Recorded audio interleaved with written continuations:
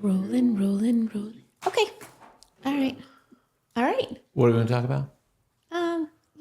Just You'll figure it out. Ready? Here we are. Get ready.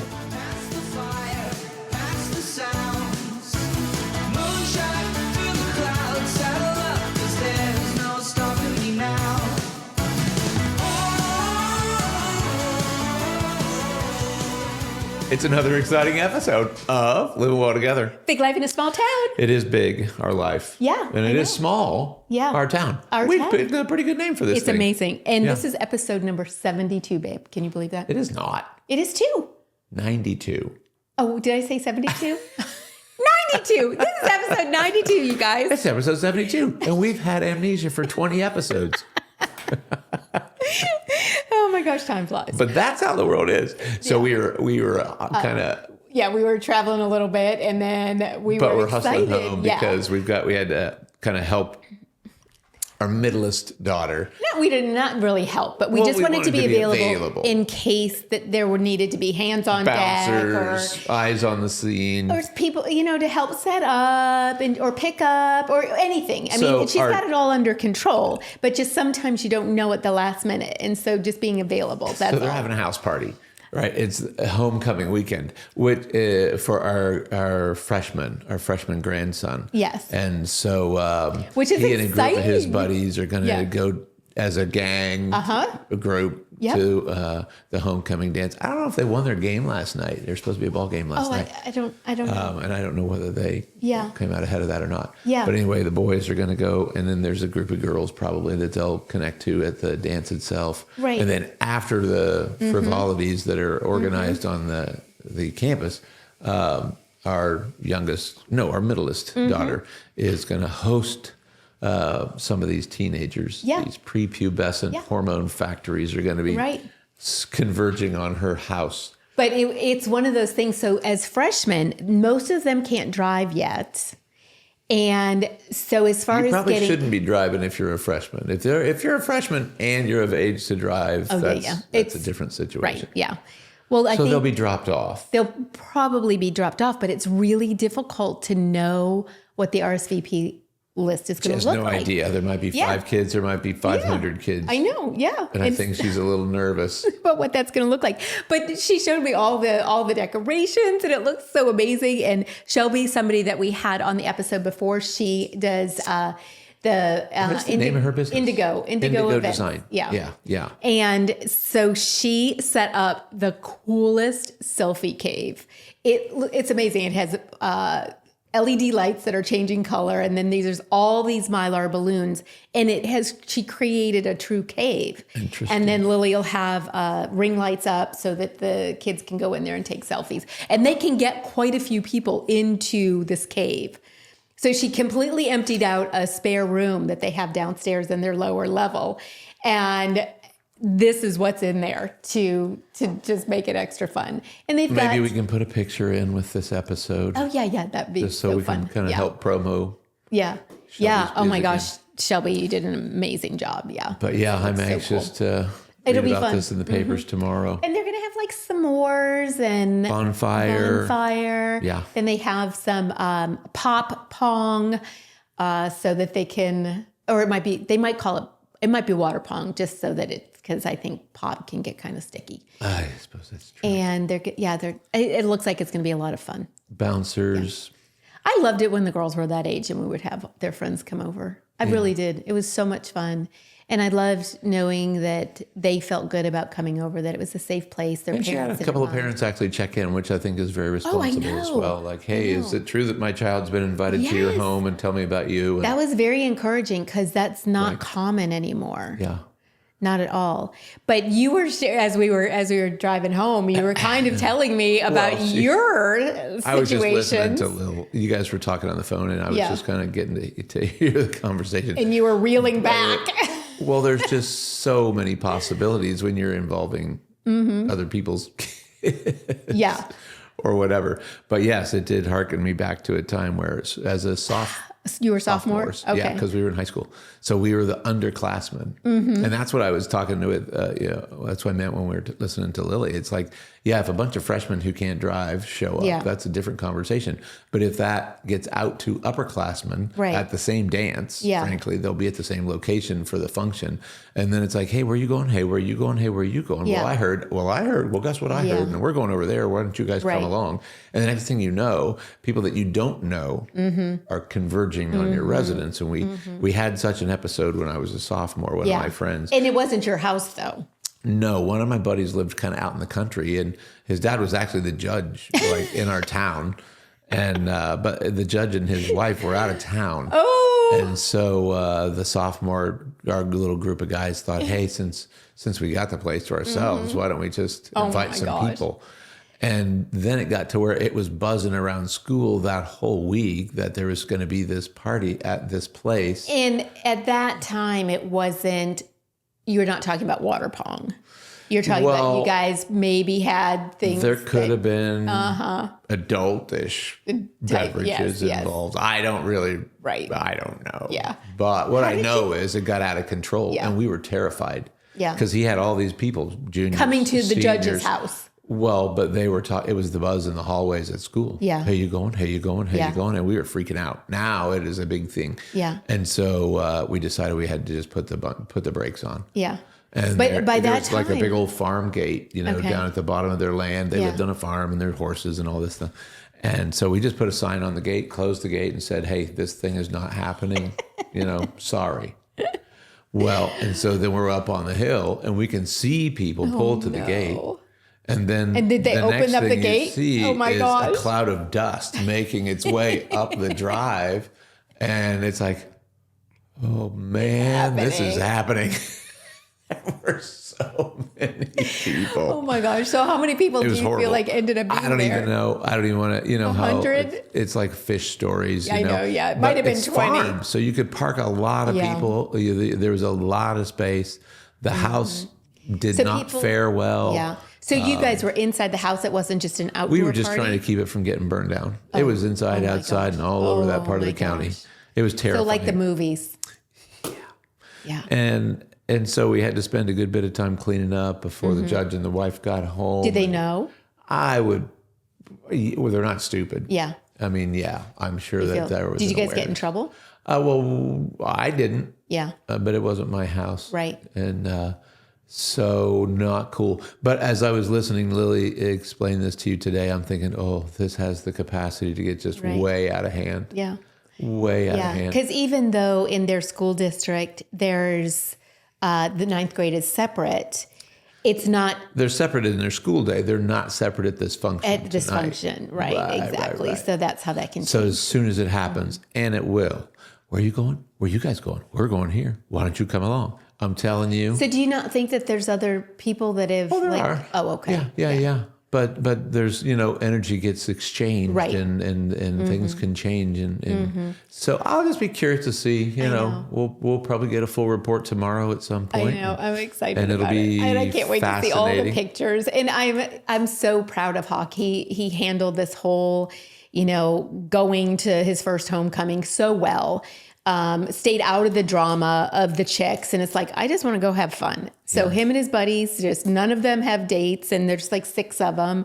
So they're going to go have dinner and then go to the dance for a bit and then have everybody come back. I'm sure it's going to go great. I'm sure it'll be a big fun time. We'll get to hear all about it. We may get a call. We may see that big, like the bat sign flashing in the night sky that says, and I also don't mind that. You can stay home. I'll go. 20 miles of the place. Yeah. It'll be fine.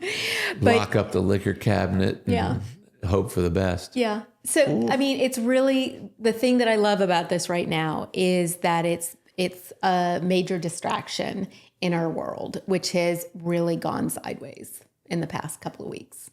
Well, I guess you could say that. Yeah. Yeah. It's been pretty bizarre. Well, there was an assassination last week of a fairly prominent you could call him a political figure or a religious figure or a religious political figure. Yeah. But this is just in the week following the assassination of Charlie Kirk. Right. In front of thousands of people thousands of people including in person, his wife and children. But then, I mean, it was definitely one of those events where it was spread very fast, the actual shooting itself. And, you know, it just reminds me, I used to read the Left Behind series, and it talks about that? Let me see. Well, you keep talking. It doesn't matter. Yeah. Well, But it was a series of books that were written in fiction about the end of the world, right? The rapture, you know, Armageddon, and all of end times, the biblical end times, and some of the prophetic things. Oh, Tim LaHaye and Jerry Jenkins. Yeah. There you go. So Tim LaHaye he's a pastor and Christian minister, and then Jerry Jenkins is more of a novelist. So they combined their expertise and created some really amazing things. When I read this book, it was probably it's a whole series. I think there's like 9 of them. It was probably 20 years ago. I was going to say at least 20 years ago. And so some of the things that they talked about at the time, like even, you know, like the internet was still becoming a thing. It's like just sort of becoming a thing. Had that AOL dial-up account. Oh my gosh, that was, yeah. Well, that was really like stuck in my head because we just went through with Dana and Lindsay the house on Wright Avenue that the girls grew up in the first 9 years of their lives. Yeah. And that's like, I had a home office in there, and that was our first AOL dial-up experience. But in this book, it talks about how these people, religious people, would be martyred in front of the world.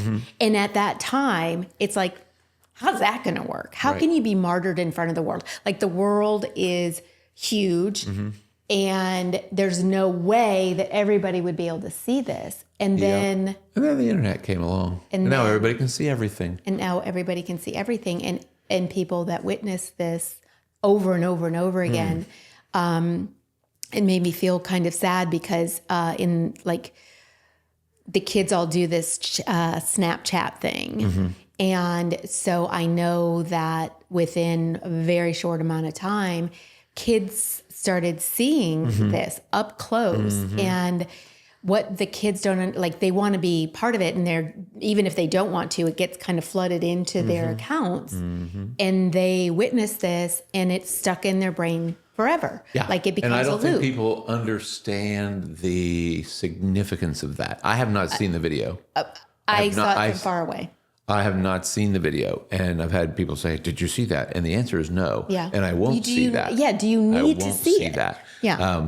And this goes back even to 9/11. You know, after 9/11, when you see the buildings crumbling, regardless of why they crumbled or what you think happened there. Yeah, and but witnessing that, they did a ton of research after that, and they know now that you need to see that happen one time to measurably suppress your immune system.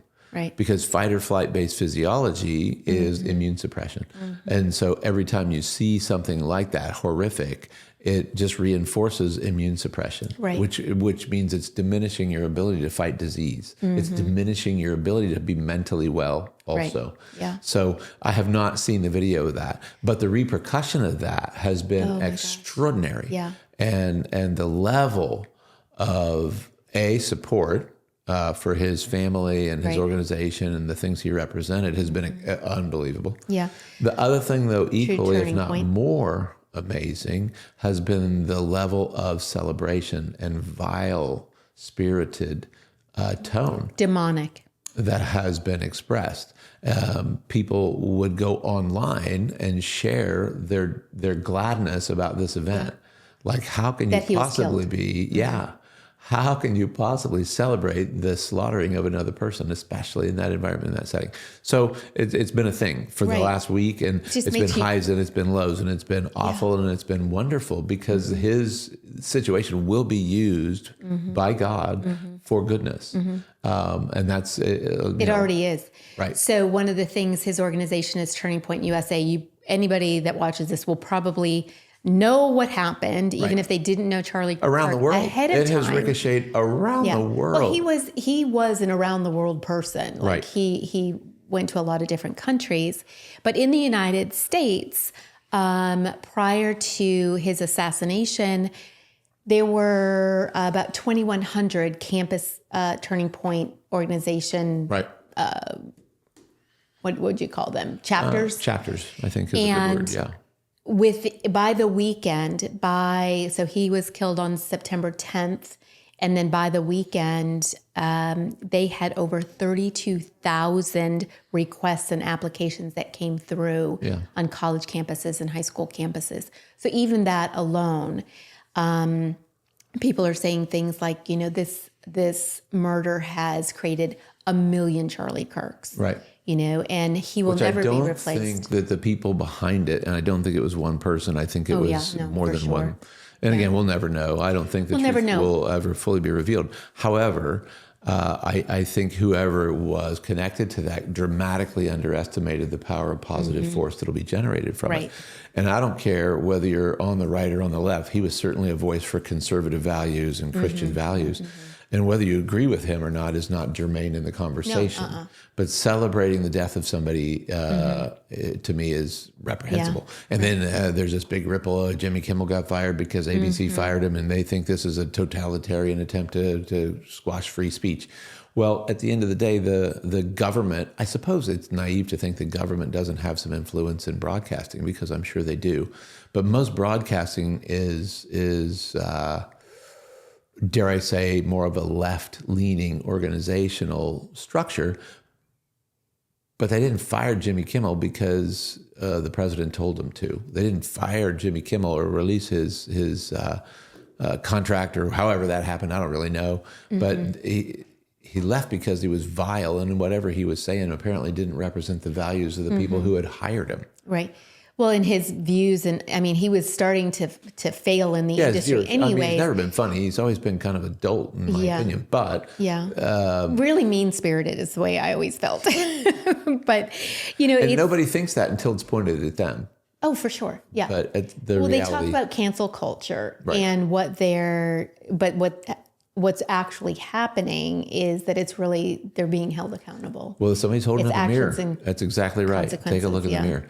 And so, but business decisions, if it's costing me millions of dollars a year to keep you in a spot that you're only generating thousands, or if we used to have viewership of X and now we have viewership that is a fraction of that at Y.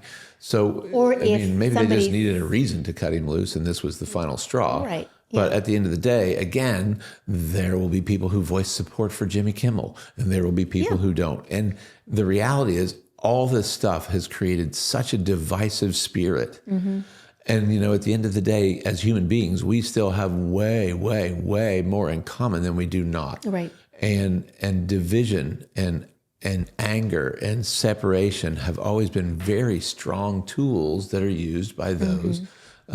Somebody's winning in this. Somebody's gaining from this experience. And so, it's important to kind of step back and say, okay, who stands to gain from this division? Who stands to gain from the whether it's in the government or whether it's outside the government or whether it's corporate America? Who's winning here when people who should be pulling from the same end of the same rope aren't? So I don't know. It's a fascinating time. So really, not that we want to belabor all the points. You've already, if you have I don't want to belabor or if any you have of a TV. them. I actually don't even want to talk about them really. But I do think that finding truth in the loudness of the world right now is next to impossible. I had to, earlier this week, I did a water fast and just in a digital detox, because I didn't want to hear what everybody else was telling me about this situation. I wanted to be present with God so he could tell me what he wanted me to know about it. And it brought so much peace back to my heart and mind. And I could work on the calling that God has on my life. Like all of that is it's so overwhelming and so sad on so many levels. It's also angering on so many levels. And then also just watching other people get angry. And then you're feeling everybody's stuff. I talked to Andrew Burns the last week. He popped by and needed to pick up some things. And we were just talking about like the internet makes it feel like we have some kind of control over what's happening on the other side of the world. And if we just went back to our villages and, our families and villages, and it's all face to face instead of on the news and on our phones, on every device, we would all just be so much more peaceful. The vibe would be way higher. It would be way higher. Yes. No doubt The about frequency and our vibration is so low. And part of that is because we're taking on things that our souls are not supposed to be taking on.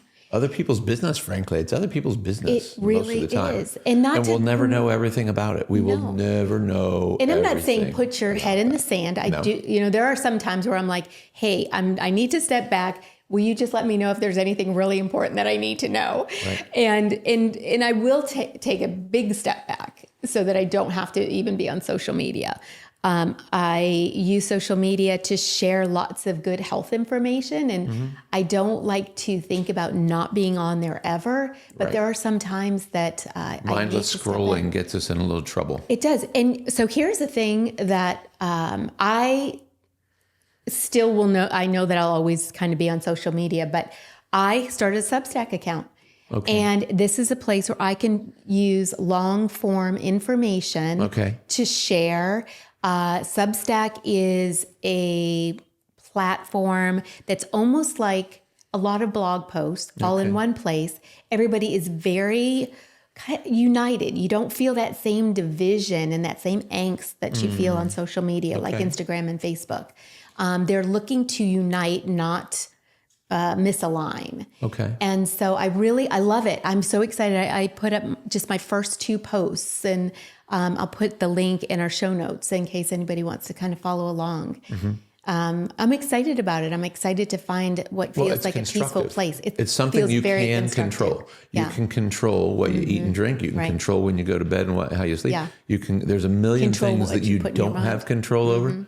But if we don't start taking charge of what we actually do have control over, that's when things feel like they're spinning out of control. Exactly. That's when you feel like the enemy is winning. Right. And that's not what God wants. That's not what represents your best and highest good. And so let's talk about a couple of things. Start your own Substack. Let's talk about a couple of things that people can do to actually take charge of themselves and their own hearts and minds. The 3 H's of hope. Go. Yeah.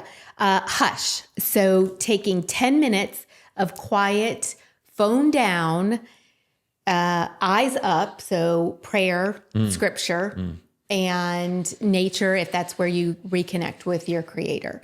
10 minutes is a short stack. So frankly. Short. But 30 minutes. But we talked about this coming home. Yeah. It's like I find myself saying over and over again for people to put their devices down, and it's just not going to happen. I mean, people are going to hold their devices, but you can do anything for 10 minutes. Okay, that's a good place to start. Good place to start. You might then become addicted to your hush time, and you keep it down for more than 10 minutes. But then there's another, the next one is hands. Tangible things that you are kinesthetically able to do, whether it's baking bread or whether it's working a jigsaw puzzle, things that you can do with your own hands. Pick up a pen, write down a note. Yeah, we talked about this. No keyboards, no thumb work, no screen time. And in that same 10 minutes, but turn it into a project that you can actually do something with your hands. Or, I mean, I know that one of the ways that I ground myself when things are crazy, like it's a way to become back in control of things that are happening in your life. I will sweep our front porch. I will do all the laundry. For me, it's those types of things. And being grateful. I am so grateful that I get to fold our laundry. I'm grateful that I can sweep our front porch but things like that, just going back to basics. Yeah. It doesn't have to be anything big. Right. Just take control of what's right there and use your hands. Baking is another one. I took out my sourdough a couple of weeks ago because I was needing to get back to that. And that's like having a puppy. I mean, you got to nurture it. You got to, take it's back in the refrigerator right now. Is it too warm? Is it too cold? Is it just right? I'm thankful that Noble loves sourdough bread, and so I can bring the loaves over to him, and he will devour them in one sitting. So I love being able to do that for him. And the other one is hospitality. So the 3 H's of hope, we call those the 3 H's. Hush for a minute. Use your hands on something, and then explain hospitality. What do you mean by that? Yeah, so hospitality is just going to have coffee with a friend, Inviting people to your home, like open up your home and do a Bible study if you want to do that. Or it doesn't have to be that complex. Have another mom and her babies come over and have cookies and milk and read books together. But those types of, small micro community healing things, where just being in the presence of other people can help that healing process and that hope, you can be together. Yep. It eliminates that division. Yeah. The only way to eliminate that division is togetherness. Right, exactly. And again, connectedness, whether it's for 20 minutes a week or for, an evening meal or whatever. So the other thing is the nervous system reset. This is kind of like a that box breathing that we talked about, where it's five seconds that you breathe in, hold for 5 seconds, 5 seconds that you breathe out, and then 5 seconds hold. Can also be 4. I mean, do what feels natural to you, but make it very conscientious. 5 in, hold, 5 out, hold, and then start over and again. Just movement really of any kind. Stretching. If you can't touch your toes, like now's the time to maybe start trying. Yeah. Some gentle floor exercises, some stretching, but mobility is so good for your mind. Mobility is what's going to activate your parasympathetics. That stagnant, stable, stuck feeling is part of what keeps us locked in sympathetic dominance or fight or flight. So movement-oriented things, just gentle movement. I don't like circles. I don't encourage my people to do circles. But what you can do is just paint 2 squares in the air with your nose. And so can they breathe at the same time? So they can do 2 things at once? 5? Yeah. Can they do 5s? Yeah, do whatever you want. Still a semi-free country. Well, and then also, so those slow head turns, and then gaze stabilization, is that just focusing on one thing at a time? The only thing you really do have control over is what you focus your mind on. Right, exactly. That's it. Everything else is kind of a crapshoot. So just some gentle things. We don't have to belabor a whole list. No. Those are things that are super helpful. And again, the world's not going to get less dumb. It's not going to get less fearful. It's not going to get less crazy. It's going to get more of those things. Yeah. And so our task collectively is to take charge of our thought life, take charge of our prayer life, take charge of our mindset, and know that collectively we can get out of some of these things if we work on it. If we let the mob mentality rule, if we continue to just be divided by fear and hatred and disharmony, it's gonna be an ugly time to be alive. Right, exactly. Let's get out of it. Yeah. Choose one anchor habit. Just one thing. Walk. Yep. Get morning sunlight. Pick it. Just pick something that has nothing to do with news media. Exactly. Yeah. Yeah. What else should we have them do? Like, subscribe, and follow. We're done. That's what I'm trying to tell you. Thanks, everybody. Keep going for days, but we have a super long list, but we just want to give you a couple little nuggets. Out. Yeah. See you. Bye. See you next time.